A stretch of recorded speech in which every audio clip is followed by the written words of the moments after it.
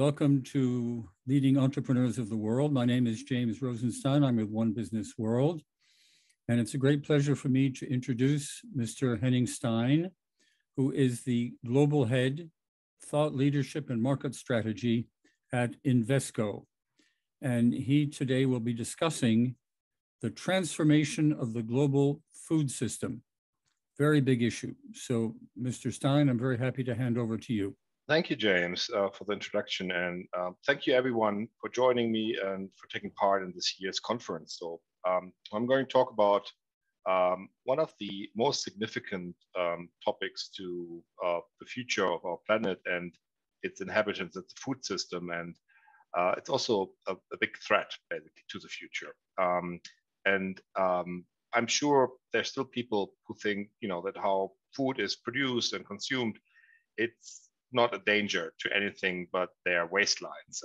And there's actually overwhelming evidence that it is. Actually, the system as it stands today is unsustainable and it's urgent need of disruption. So the good news is that revolution is already underway and has quickly actually established itself as a major investment theme. So the not so good news is it's an enormous amount remains to be done if we want to really bring about positive, lasting transformation. And that's where I think you enter the picture. Disruption comes from innovation. Disruption comes from innovation. Innovation often comes from entrepreneur communities. So let's start by examining why the food system has become such a threat, and by looking at some of the risks arising from it, can then explore the dynamics that underpin the transition now taking place, and perhaps discuss why they offer hope for better future. And we can round off by looking at how the emergence of smart food system should help address various global challenges. The fundamental point to bear in mind is as we go along is our food system has become a key part of the world's problems. We need to make it a key part of the solutions. In other words, we need to build a food system that really works for us, rather than a food system that works against us. Why is the system working against us, you might ask? As in so many cases, this boils down to humanity's contempt for the natural world. And some of you maybe remember last year I talked about biodiversity and the nexus of nature. If so, thanks for coming back basically for more punishment. And please bear with me while I quickly explain the idea of the nexus of nature again. The nature or nature in itself is really the original master of hyperconnectivity. And that's why so many of the biggest threats we are facing today are closely related to climate change. Think about deforestation, overpopulation, pandemics, and then the biodiversity crisis. Then all these issues can be linked in some way. And it's a phenomenon known as the interconnected causality. If one element of the nexus gets worse, then all the other elements get worse as well. And equally, if one improves, then all the others should improve as well. So each contributes to the rest, whether negatively or positively. So where does the food system fit into the nexus of nature? Well, let's briefly consider just a few illustrations of how influential it is. But first, it has been calculated that the food system is responsible for 40% of all greenhouse gas emissions. So whenever you hear politicians talk about, curbing CO2, ask them, why not mention the food system? You're talking about fossil, you're talking about all these things, electric cars. Food system, they rarely mention because it's politically unacceptable to talk about food. Well, more than 14% of all greenhouse gas emissions are generated by livestock alone. So cattle accounting for most of that figure, right? Livestock occupies nearly 80% of agricultural land globally. It produces only 20% of the world's calories. And let's not forget factory farming, which I consider a scandal, really, in every respect. I mean, in my view, industrialized methods are truly indefensible. Factory farming is actually a breeding ground as well for highly resistant pathogens. It serves as a platform for animal cruelty on a massive scale. So the system is completely unsustainable in all kinds of ways. Shocking example, actually, of how our relationship with nature is broken. And it's absolutely disastrous for the environment. It could be the source for the next devastating pandemic. And in some cases, it already started. And much of that is inhumane. And it has somehow got away with, suboptimal short-termist policies and practices for decades. But the status quo has finally, I think, run its course. So what's driving the change? Why should we believe we can build a new smart food system in years or decades to come? Well, first we have several structural trends fueling demand, and this is good, right? I mean, you see the demographics, you see in the environment, you see consumer-related dynamics, and in the mid-50s, actually, the global population was around 2.8 billion, right? It's now more than 7 billion, and it's set to top 9 billion by 2050. And in the face of this trajectory, we're still, struggling to feed all of humanity. It's not impossible, like some people believe. It's actually quite doable.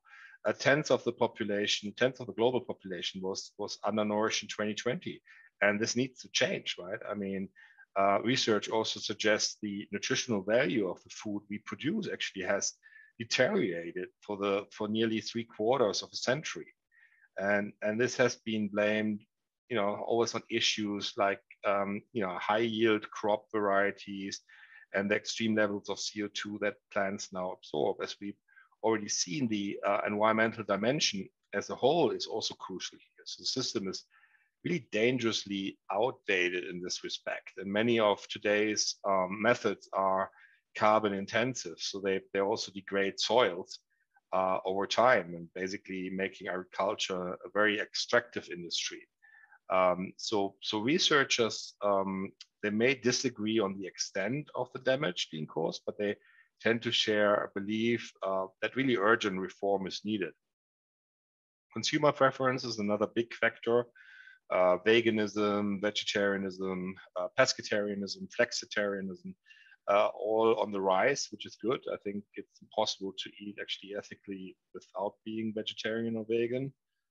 Preferably vegan, because there are also issues with cow milk and eggs.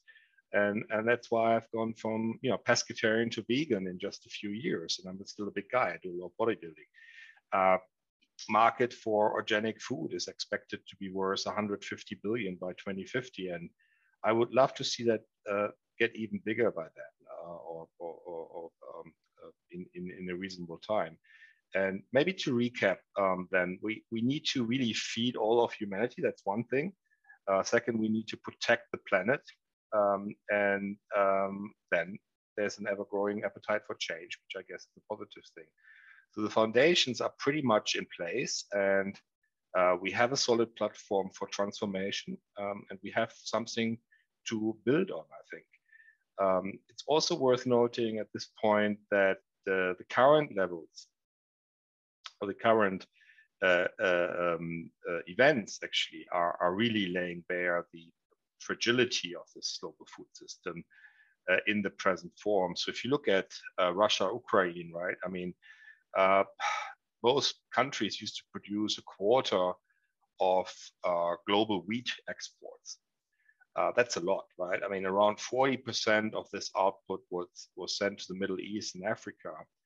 And the International Food Fund for Agriculture and Development is saying these regions are already feeling the effect of the shortage caused by the war.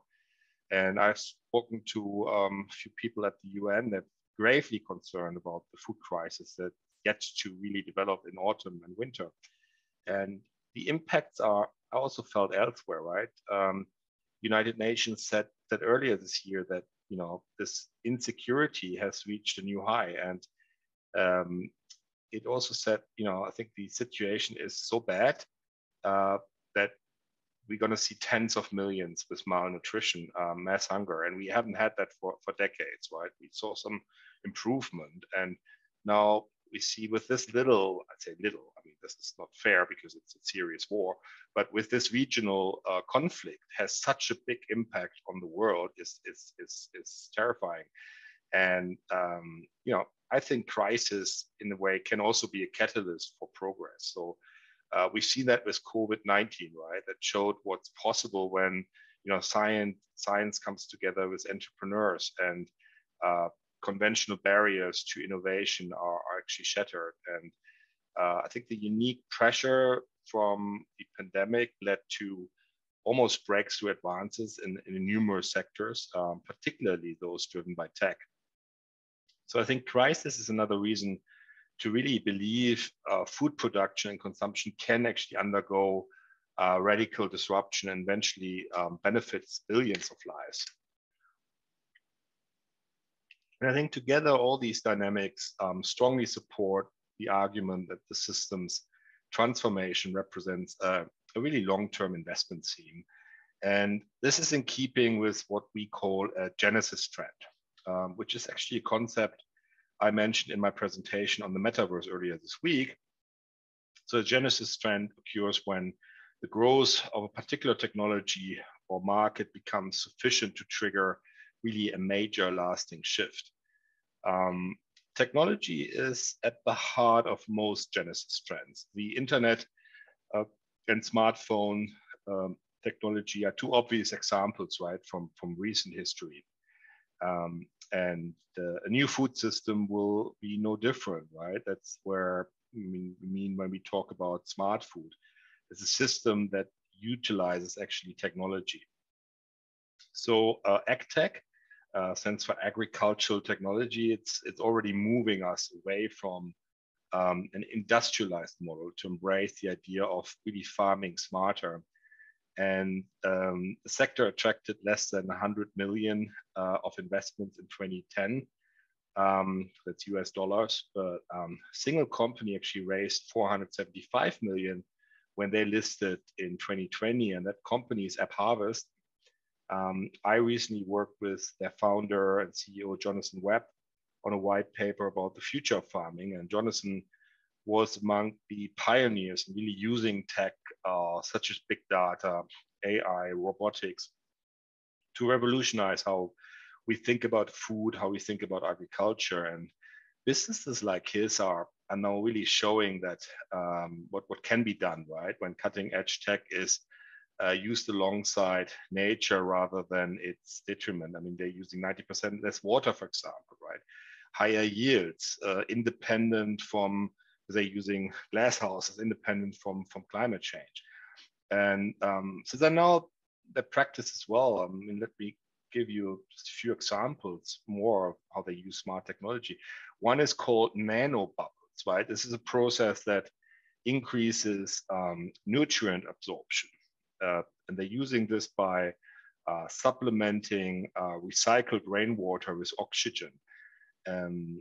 Another is robots, right? They equip them with high resolution cameras, and then they map AppHarvest facilities and provide real-time alerts about pests, things like diseases, where you have lower yields. So they're really optimizing the whole system.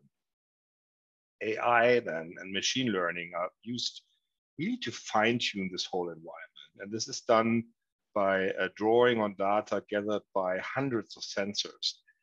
There's also high-tech energy screens that help them to reduce heating costs. Also extends harvesting times by controlling the indoor conditions in these spaces. It's called vertical farming, by the way. And as Jonathan has said, agriculture has really reached an inflection point. What we need now is a combination of farmers and futurists, basically. And it's pretty amazing to chart the journey of some of these innovations already finding their way into mainstream, especially in terms of costs. And take another example is precision fermentation, and that's a process that allows basically programming of microorganisms to then produce complex organic molecules. And this method really is producing proteins and has tipped to make the dairy and the cattle industry almost obsolete within a dozen or so years. I mean, this would be a really, really dramatic change. And of course, it comes with consumer behavior, because consumers in the end need to buy that stuff, right? And that requires education, etc. So it's not a straight way from going to technology to consumer, but the technology is there to solve these problems. And a fermentation problem, that cost you $1 million in 2000. It now costs $100. And then it's expected to cost less than $10 in a few years from now. And that gives you an idea how rapidly some of this stuff is unfolding. And I think they really represent truly radical disruption. If we look at AgTech's rise, it has been very, very swift, right? And that's more recently. And the evidence is here still. I mean, if you basically look at this, maybe 15 years ago it started, but it's already nearing maturity, I think. It may even have achieved it. If you look at investment in farm tech in the subsector, that went up by 41% year on year in 2020. And that's now a total of almost 8 billion in funding. So that's already a good level, right? And the total value of stock market listing for all AgTech companies in the same year, in 2000, that reached more than 30 billion US dollars. And that's up from 2 billion in 2015. So you see how rapidly this evolves. And many of the businesses now really seeking a market listing. They aren't just showcasing the business case anymore. I mean, the business case comes first. Of course, it's important because you need to be profitable pretty much at an early stage to keep that running. But they also emphasize the likely impact, because that is also what draws in venture capital to prove that your technology is actually making a big difference. Again, this underlies, I think, the growing conviction that dramatically how we reshape this food system that can really make a difference on a vast scale. And I really mean vast, because let's take a look at the food system through the prism of the United Nations Sustainable Development Goals. And I think they're useful. I mean, they're overused a little bit in our industry, but I think they're useful as a framework to sum up some of the challenges and then link that to solutions. And I'm sure, it really, I think the aim here is to really leading to a better world. And it's also described as a shared blueprint for peace and prosperity. I mean, it sounds a little bit gloomy, but I think ultimately it's a good idea to have that framework and to see how the food system then can help to achieve some of them. I think we need to split the overarching theme of food into a number of sub-themes. And this slide, you can see on the screen here, that shows one way of dividing this, right? This is a split my colleagues at Invesco, in fact, and I prefer to use. So we have climate change, emission intensity, low nutritional content, and then food waste and packaging. And then we also came up with labor shortage and wage inflation, given the extent of this market, particularly in places like Africa, where a lot of people are employed there. As you can see, we are able to link then these sub-themes to 7 of the 17 SDGs. So we are covering a lot of global challenges here. To give you an idea of the opportunities available in this space, let's focus for a few moments on the first of our sub-themes, that is climate change and emission intensity, which covers SDG 13, climate action, and SDG 6, clean water and sanitation. The key point here is that over 90% of the food system's contribution to greenhouse gases can be classed as what we call Scope 3 emissions. Scope 3 emissions are the indirect emissions from organizations' activities, and that includes sources it doesn't own or they don't control it. And this makes, for a very complex picture in the food and agriculture sector, it might include things like ingredients, packaging, and other purchased inputs. And as a result, truly significant reductions in the intensity of emissions are likely only if there's collaboration all along the value chain. And that means every company along the chain has to understand their relationship to all the others, as well as, of course, the nexus of nature. And let me quickly give you an example of how some of the largest businesses in the world are trying to address this vital challenge. Coca-Cola European or Euro-Pacific Partners, so CCEP, they were founded a couple of years ago, and they now represent a really key proponent of their parent company's global value chain. In 2020, actually, they reduced the greenhouse emissions by already almost 40% compared with previous decade, and launched a new climate strategy. It also includes an ambition to achieve net zero by 2040, a commitment to support the environment. So you see a lot of these companies, actually blue chip companies, making that because they feel the pressure from investors, but they also see the opportunity from a consumer perspective. And so their incentive plans are aligned around carbon reduction metrics to really incentivize management, right, to keep with that emission target. And they publish their reports. So they're doing a lot of things that people were like, oh, is this really necessary? Is this interesting? No, it is, because it really changes the way they operate. And it gives you a basic idea of the kind of really the commitment that's needed. And it's already happening in a lot of instances. Because we also can't transform the food system without thinking about water, of course.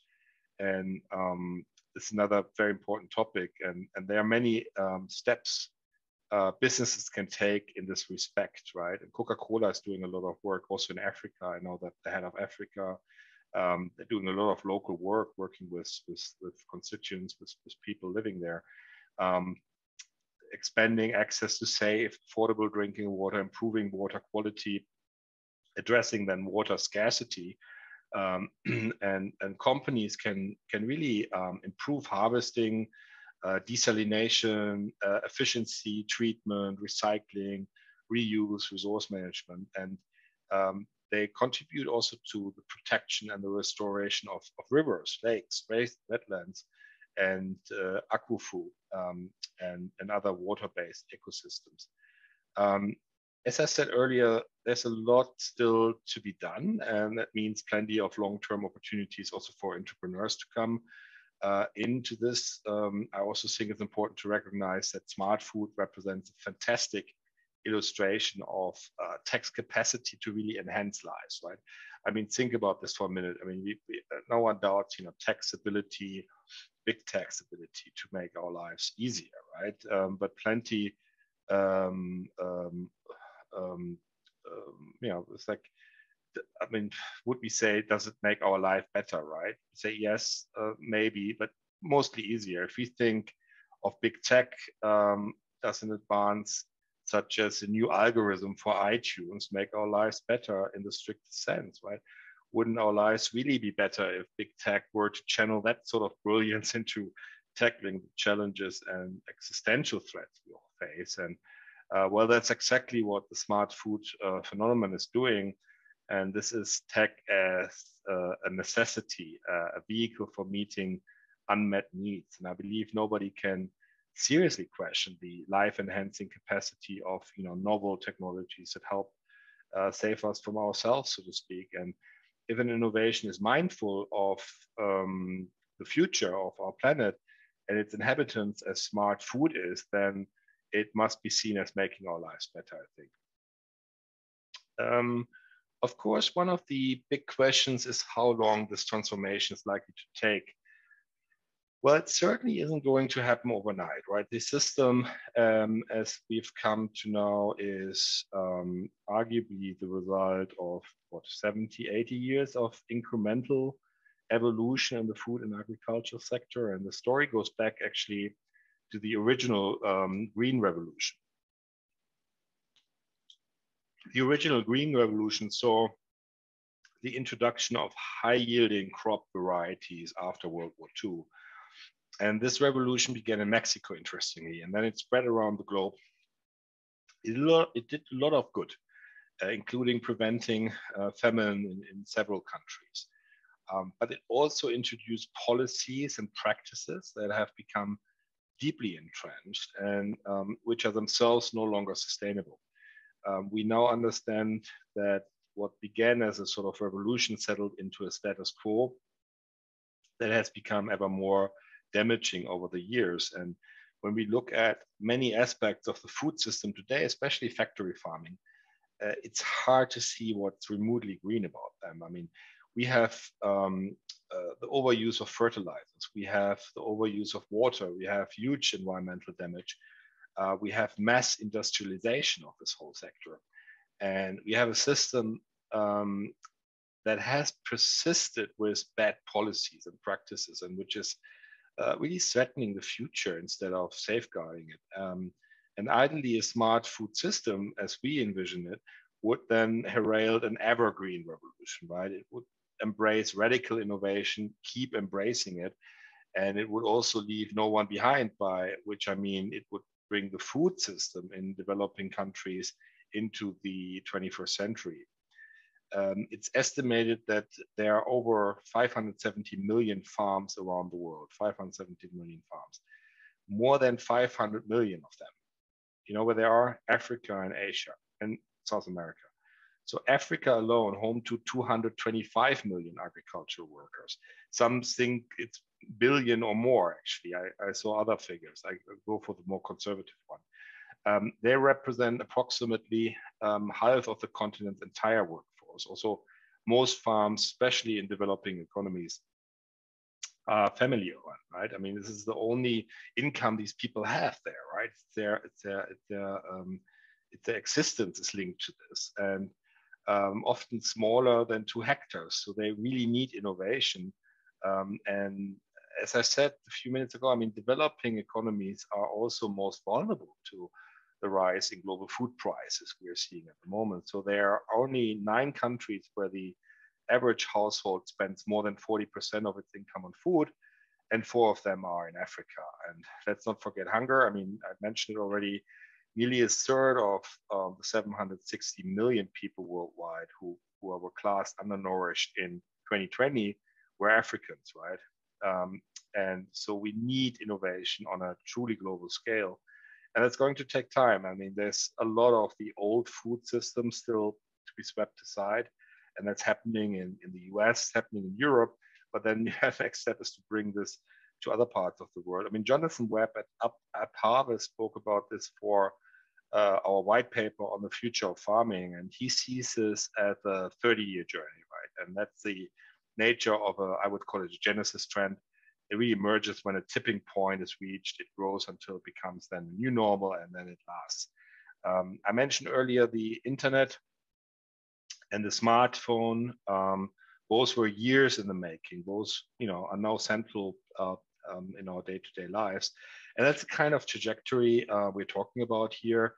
It's kind of transformation we should expect over time, and as entrepreneurs, you should be really excited by that prospect. You should also be excited by another parallel with previous genesis trends, because that means you can make money with this. And when a disruptive innovation takes hold, as with a smartphone, it's easy to think, household names were solely responsible for it.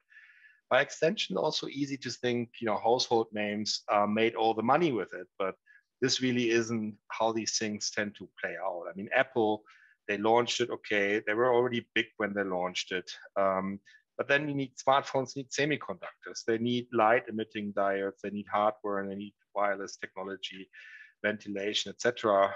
Some of the companies that supplied those ingredients, they generated much bigger returns than Apple during the last 15 years, right? And this is the sort of things we are looking for. Who are the enablers in all this, right, as investors? Similarly, there are plenty of big players, some of the biggest in the world, in fact, already committed to the idea of smart food. I mentioned Coca-Cola. There's also Tate and Lyle. They used to be a major sugar refiner, but they're nowadays increasingly moving into plant-based products. Ocado is a very interesting one, online grocer in the UK. Really, really sustainable oriented, resilient infrastructure, lots of tech. And crucially, though, we also have relative newcomers, and that's, I mentioned at Harvest, and the sector is welcoming new, smaller entrants every day. I said at the beginning, disruption comes from innovation. Innovation often comes from the entrepreneur community. So don't think this is an arena only for established players. I certainly think it's not that. I think you have to be a specialist in food and agriculture, because you can come with your software and other elements into this from other industries. It's going to take all kinds of expertise, I think, to make smart food work. If you believe in positive disruptions, I do, this is really a sphere for you. And I think I need to conclude now, close with a terrible pun. I hope that I've said has given you food for thought, and sure it has, because the simple fact is we all eat every day. And that's why the idea of disrupting the food system tends to stay with people. Food itself isn't a novelty. It's already central to our lives. And once you start thinking about how it's produced, how it's consumed, how urgently the system needs to change, you are really repeatedly reminded of it, because you're eating it every day.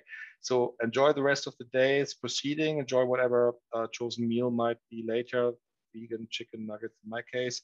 And please think about what could be different about the food system, and more importantly, think about what could be better, right? So thank you again for joining me today. Please feel free to contact me. It's on the screen if you have any questions.